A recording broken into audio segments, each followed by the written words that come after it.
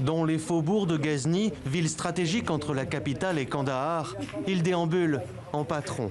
Les talibans, ici, ont pris le contrôle de 2 districts. Pour eux, le prochain retrait des dernières troupes américaines est une victoire. Et lorsqu'on rappelle à ce commandant les efforts du gouvernement local pour garder la main sur le territoire, il trépigne d'impatience. Nous avons vaincu les Américains. Le gouvernement afghan est une administration d'esclaves.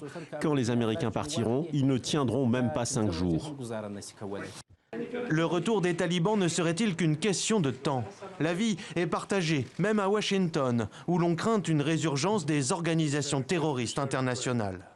S'il y avait un effondrement du gouvernement ou une dissolution des forces de sécurité afghanes, ce risque augmenterait.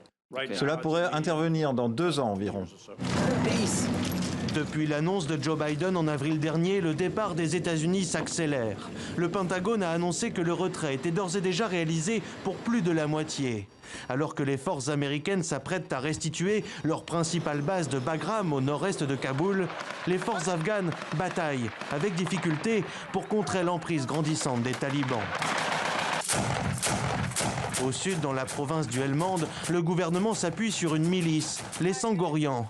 D'après les médias locaux, ces combattants ont été formés par des forces étrangères dans le but d'infiltrer les rangs talibans. Ils partagent avec eux l'allure vestimentaire et la brutalité. Il y a quelques jours, mon autre collègue et moi, on a été blessés pendant les combats. On se bat à une distance très proche des talibans.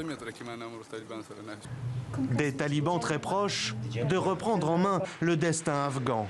Alors que les pourparlers de Doha piétinent, ils sont désormais présents dans presque toutes les provinces. En 6 semaines, les talibans ont pris le contrôle de plus d'une trentaine de districts sur les quelques 400 que compte le pays.